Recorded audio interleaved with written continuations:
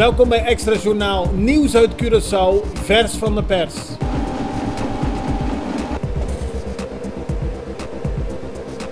En dit is het nieuws van vandaag. Het is heel zorgelijk dat de overschrijdingen in de uitgaven van het land Curaçao met name het gevolg zijn van onvoldoende budgetdiscipline. Dat stelt het College Financieel Toezicht in een brief die maandag is verstuurd aan minister Kenneth Gijsberta van Financiën. Het CFT is van mening dat niet wordt voldaan aan de normen van artikel 15 van de Rijkswet Financieel Toezicht en dat de regering onvoldoende inspanning levert om de problematiek aan te pakken. Het CFT wil dat minister Gijsberta snel met concrete maatregelen komt om de tekorten aan te pakken. Zo niet, dan kan het CFT aan de Rijksministerraad in Nederland voorstellen om een aanwijzing op te leggen op Curaçao. Dat betekent dat Gijsberta geen controle meer heeft over zijn eigen begroting.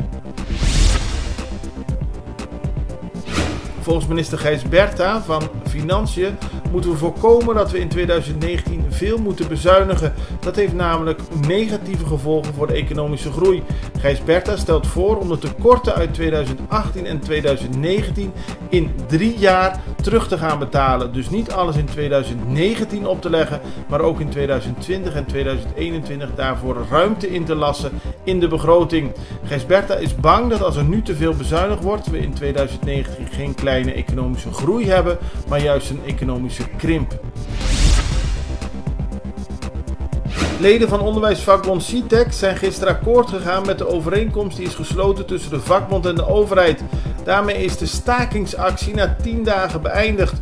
Ouders zijn opgeroepen om hun kinderen vandaag weer naar school te brengen. De overeenkomst houdt onder meer in dat een commissie ervoor gaat zorgen dat alle besproken punten uitgevoerd gaan worden. Behalve bijvoorbeeld de schoonmaak van scholen gaat het ook om minder werk voor VSBO-docenten, vakantiedagen voor niet-onderwijzend personeel op scholen en de positie van docenten. Darius Prantijn, de voorzitter van CITEC, is tevreden over de actie en het uiteindelijke resultaat. Een internist met initialen NB komt volgende week voor de tuchtcommissie na klachten van seksuele aanranding van patiënten. In Nederland is hij al een keer veroordeeld voor seksueel ongewenst gedrag. De meeste klachten komen van patiënten die hij behandelde toen hij werkzaam was in het CEOS. In 2013 dienden collega-internisten van het ziekenhuis ook een klacht in bij de inspectie Volksgezondheid over het gedrag tegen enkele vrouwelijke patiënten. Zijn contract werd kort daarna door het ziekenhuis opgezegd. Momenteel is de internist werkzaam bij het Advent ziekenhuis. Nederlandse experts gaan onderzoek doen naar de barakken op Curaçao.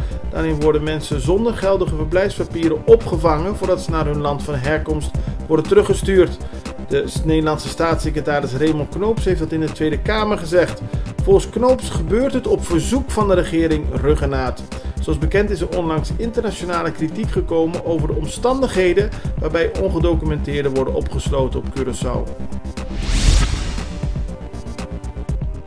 James Finis van de Fundación Nosque Bonaire Beck heeft de mensen op Bonaire aangeraden niet te gaan stemmen op 20 maart. Dan vinden er namelijk verkiezingen plaats voor de Eilandsraad op Bonaire en voor de Provinciale Staten in Nederland.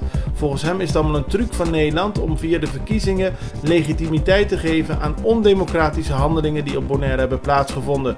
Finis strijdt al sinds 2010 tegen de volgens hem ondemocratische manier waarop Nederland omgaat met Bonaire. De Russische archipel Nova Zembla in de Noordelijke IJszee heeft een noodtoestand afgekondigd. Reden is een invasie van tientallen ijsberen in bewoond gebied, die als gevolg van de opwarming van de aarde steeds moeilijker aan eten komen en daarom op bezoek gaan in het dorp. De dieren gedragen zich agressief, ze vallen de mensen aan en dringen gebouwen binnen, zo zeggen de autoriteiten. En meer nogal bizar nieuws over het weer.